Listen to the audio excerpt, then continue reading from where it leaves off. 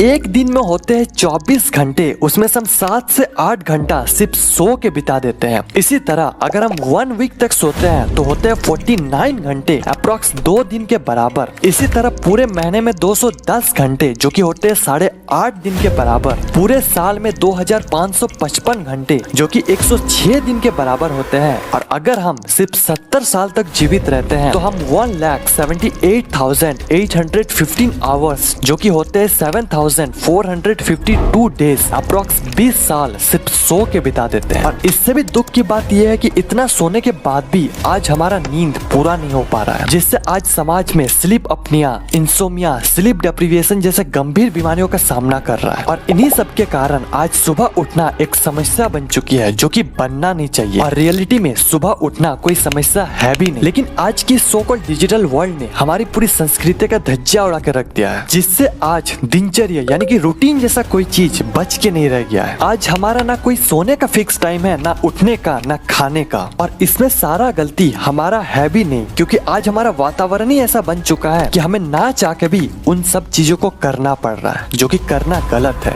You wake up late and less energetic. ना सुबह जल्दी कैसे उठा जाए? People can't get up in the morning and they can't get out of bed. I'm going to tell you why. Tomorrow morning you will not need an alarm bell. You will wake up before the alarm bell.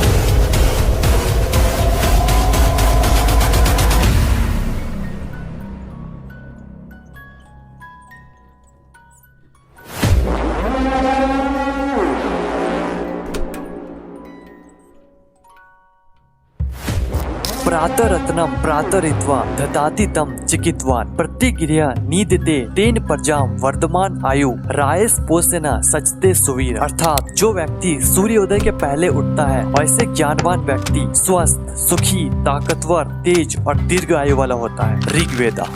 जैसे कि मैंने आपको बताया कि आज हमारे लिए प्रातःकाल उठना एक चुनौती बन चुकी है, एक समस्या बन चुकी है, लेकिन यही चीज कई हजारों साल पहले कोई बड़ी समस्या थी ही नहीं। इसलिए हमारे शास्त्रों में स्टेप बाय स्टेप इसका कोई सॉल्यूशन भी नहीं बताया गया। लेकिन अगर आप एक चीज नोटिस करोगे तो आपको पता लगेगा कि पहले के लोग अपने आप को हमेशा नेचर के साथ कनेक्ट रखते, और यही चीज भगवान दत्तात्रेय भी एक्सप्रेस करने की कोशिश करते हैं। अगर आप दत्तात्रेय भगवान के कोई भी पिक्चर्स को देखोगे तो आपको पता चलेगा कि वे हमेशा नेचर यानी कि प्राकृतिक के साथ ही रहते हैं। उन्होंने इसी नेचर के 24 सोर्स को अपना गुरु माने थे और इसी 24 गुरुओं से उन्होंने सब कुछ सीखा। इसके बारे में अगर आपको और अधिक जानना है तो आप अवधूत गीता पढ़ सकते हैं, उसमें इस 24 गुरु के बारे में और ज्यादा डीप एक्सप्लेनेशन किया गया है। लेकिन अभी हमें इससे लर्निंग ये मिलती है कि अगर हम अपने आप को नेचर के साथ कनेक्ट रखते हैं तो इससे हमें भी फायदा होगा और हमारे नेचर को भी। और आज हम यही चीज सीखेंगे कि आप अपने बॉडी को नेचर के साथ किस तरह सिंक में रख सकते हैं। और अगर आप मेरी बातों को और ज्यादा एनालिसिस और ज्यादा स्टडी करोगे तो ना सिर्फ सुबह उठना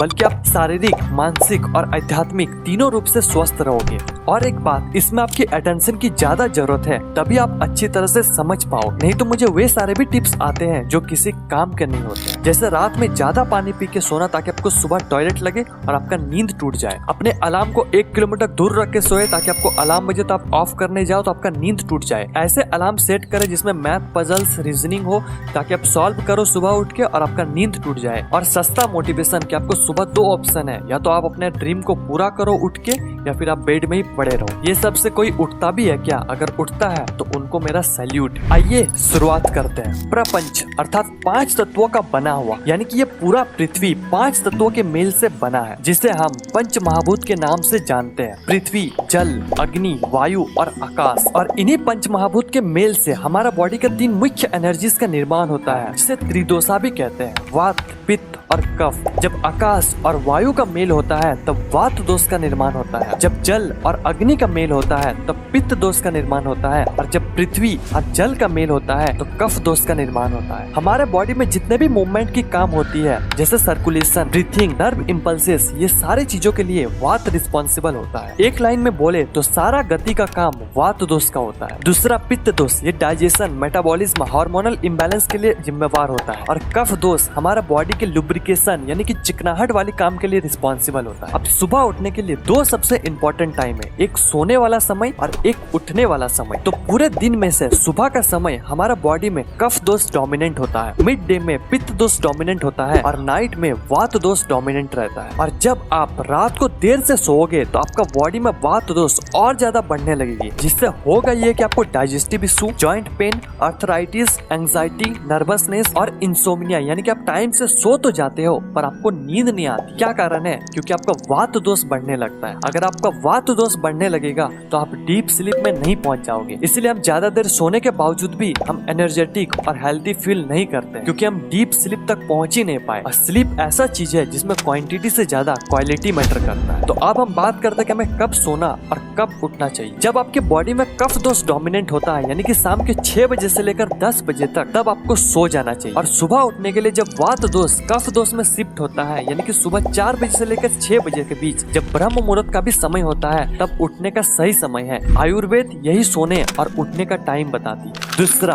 प्राकृतिक के 3 गुण। जिस तरीके से हमारा बॉडी को त्रिदोषा यानी कि वात, पित्त और कफ चलाता है, ठीक उसी तरह हमारा मन को त्रिगुण यानी कि सात्विक, राजसिक और तामसिक चलाता है। सात्विक यानी कि प्योरिटी, राजसिक यानी कि पैशन और तामसिक यानी कि इग्नोरेंस, यह प्राकृतिक के 3 गुण हैं। और ये 3 गुण सभी के अंदर होता है, पर अलग अलग परसेंटेज में। एक स्वस्थ व्यक्ति में सतोगुण 70%, रजोगुण 20% और तमोगुण 10% होता है। जब आप रात में सोने जाते हो, उसके बाद आपको घंटों घंटों तक नींद नहीं आती है। आप घड़ी के टिक टिक आवाज सुनते रहते हो, पलके झपकाते रहते हो, लेकिन आपको नींद नहीं आती। और ठीक इसी तरह जब आप सुबह उठते हो तो आपको हर रोज लगता है कि थोड़ा देर और सोया जाए। नींद हमेशा अधूरा रहता है, लेजीनेस, स्लीपी फील करते हो, तो आपके अंदर सबसे ज्यादा तमोगुण है, यानी कि आप तामसिक प्रकृति के लोग हो। और यदि आप रोज बहुत ज्यादा टायर्ड फील करके सोते हो और सुबह तुरंत उठने के बाद ईमेल चेक करने लगते हो, इंपॉर्टेंट मैसेज पढ़ने लगते हो, तो आपके अंदर रजोगुण ज्यादा है, यानी कि आप राजसिक प्रकृति के व्यक्ति हो। और अगर आप रोज आराम से हेल्थी और डीप स्लीप सोते हो और सुबह बिना किसी थकावट के टाइम से और फ्रेश उठ जाते हो, तो आपके अंदर सत्व गुण ज्यादा है, यानी कि आप सात्विक प्रकृति के लोग। हम में से मैक्सिमम लोगों में या तो राजसिक या तो तामसिक गुण डोमिनेंट रहता है। लेकिन कोई बात नहीं, ये तीनों गुण को मेंटेन करना वात, पित्त और कफ को बैलेंस करने से भी ज्यादा आसान है। इन तीनों गुणों को बैलेंस करने के लिए कई सारे वीडियो इंटरनेट पर अवेलेबल है, आप उसे चेकआउट कर सकते हैं। तीसरा, सर्केडियन रिदम। धरती पर जितने भी ऑर्गेनिज्म है, उन सभी के अंदर एक इंटरनल क्लॉक या फिर यूं कहे कि बायोलॉजिकल क्लॉक 24 घंटे के शेड्यूल में हमेशा चलती रहती है, जिसे सर्केडियन रिदम कहते हैं। अच्छी बात यह है कि इन सर्केडियन रिदम को चलने के लिए हमें कोई मेहनत नहीं करनी पड़ती, ये ऑटोमेटिक 24 घंटा चलती रहती है। जैसे सुबह 4 बजे के आसपास हमारा बॉडी का लोएस्ट टेम्परेचर होता है, 10 बजे हमारा अंदर हाई अलर्टनेस आ जाती है, 5 बजे हमारे अंदर सबसे ज्यादा ताकत यानी कि बेस्ट कार्डियोवैस्कुलर एफिशिएंसी और मसल स्ट्रेंथ होता है, 7 बजे हमारा बॉडी का टेम्परेचर हाईएस्ट होता है, 9 बजे के आसपास हमारा ब्रेन मेलाटोनिन सिक्रेशन स्टार्ट कर देता है। अगर ऐसे ही चलता रहता तो फिर कोई प्रॉब्लम ही नहीं होती। लेकिन हम अपना सर्केडियन रिदम को पूरी तरह से बिगाड़ दिया है। हम अपना इंटरनल क्लॉक को एक्सटर्नल क्लॉक यानी कि सन के साथ मैच ही नहीं कर पा, जिससे कई सारे क्रॉनिक डिजीजेस जैसे डिप्रेशन, डायबिटीज, स्लीप डिसऑर्डर जैसे गंभीर बीमारी को शिकार बनते जा रहे हैं। सर्केडियन रिदम का बिगड़ने का सबसे ज्यादा इम्पैक्ट हमारा स्लीप साइकिल पर पड़ता है। हाइपोथैलेमस जो आंख के पीछे होता है, उसमें नर्व का एक गुच्छा होता है जिसे एसियन कहते हैं, जो लाइट के प्रति हाइपर सेंसिटिव होता है। और जब हमारा आंखों से रोशनी अंदर जाती है, तब ये पिनियल ग्लैंड को सिग्नल भेजता है, जहाँ पर मेलाटोनिन और दूसरा इंपॉर्टेंट हार्मोन रिलीज होता है, जिससे हमारा बॉडी में कई साइकिल ऑफ या ऑन होते रहते हैं। पिनियल ग्लैंड को लाइट से आसानी से इन्फ्लुएंस किया जा सकता है, और जब हम देर रात तक आर्टिफिशियल लाइट और इलेक्ट्रॉनिक गैजेट पर लगे होते हैं, तब पिनियल ग्लैंड मेलाटोनिन जो नींद लाने वाला हार्मोन होता है, उसका सिक्रेशन बंद कर देता है, जिससे ना तो हमारा नींद खराब होता है, बल्कि हमारा नींद की क्वालिटी हल्की हो जाती है और हमारा सर्केडियन रिदम पूरी तरह से बिगड़ जाता है। सर्केडियन रिदम को रीसेट करने के लिए आप हर दिन सुबह उठकर सनलाइट के एक्सपोजर में रहो। और दूसरा, जब रात में आप सोने जाओ, उससे 1-2 घंटा पहले सारे आर्टिफिशियल लाइट को बंद कर दो और एकदम हल्का लाइट जलाओ, और साथ ही सारे इलेक्ट्रॉनिक गैजेट को भी बंद कर दे। अब हम कुछ टिप्स के बारे में बात करते हैं। पहला,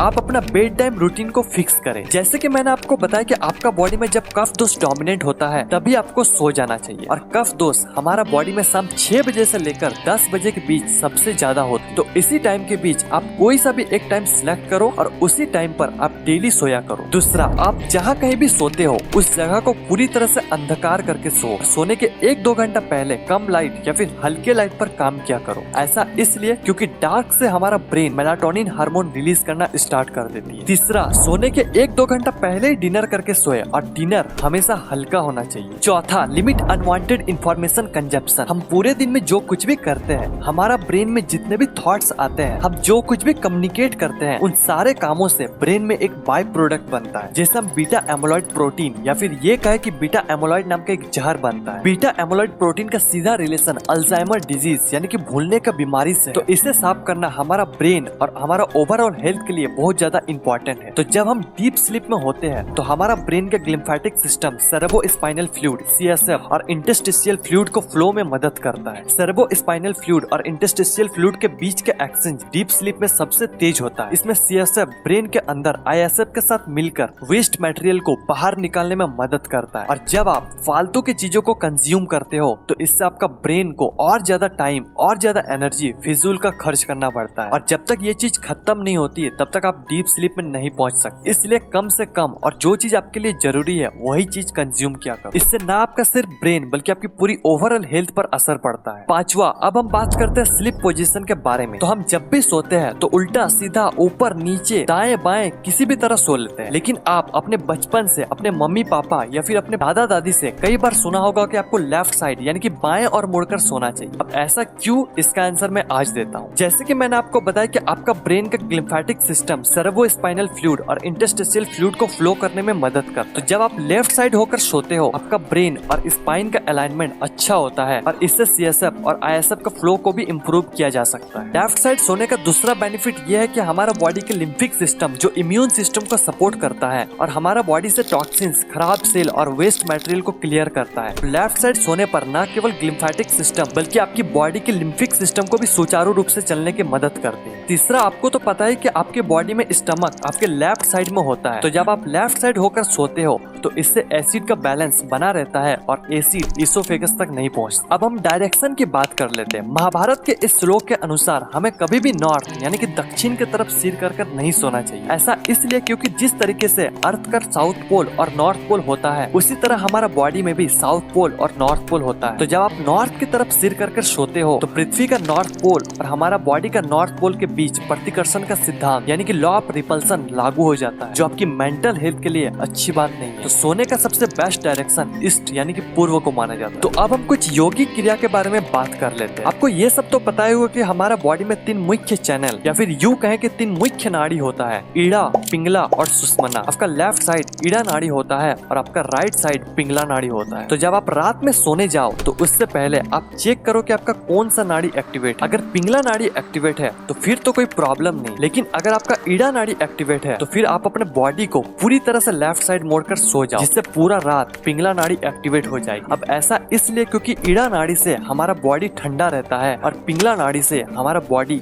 गर्म होता है। तो जब आपका इंटरनल बॉडी ठंडा रहेगा तो आप डीप स्लीप में नहीं पहुंच पाओगे। इसलिए रात में डीप स्लीप के लिए पिंगला नाड़ी का एक्टिवेट होना बहुत ज्यादा जरूरी है। और यही चीज आपको सुबह भी उठकर अपने पिंगला नाड़ी को एक्टिवेट कर देना है। पिंगला नाड़ी को एक्टिवेट करने के लिए आप सूर्य विधि क्रिया कर सकते हैं, जिससे आप पूरे दिन एनर्जेटिक फील करोगे। और एक बात, जब भी आप प्रातः काल में उठो, अब ऐसा इसलिए क्योंकि हमारा बॉडी में जितने भी नाड़ी है उन सभी का एंडिंग हमारा हाथों में होता है। तो जब हम हाथों में घर्षण पैदा करते हैं, हम अपने हाथों को हीट करते हैं, तो इससे हमारा कई सारे नाड़ी एक्टिवेट हो जाती है और साथ ही आपका एक्यूप्रेशर पॉइंट जो हमारा हाथों में ही होता है वो भी एक्टिवेट हो जाती है। तो जब भी आप सुबह उठो तो अपने हाथ को रब करके अपने चेहरे पर जरूर ले। और एक चीज रह गया योग निद्रा के बारे में, इसके बारे में अगर बताना शुरू करूँ तो मूवी बन जाएगा, इसलिए कभी और बता देंगे इसके बारे में। आज के लिए बस इतना ही।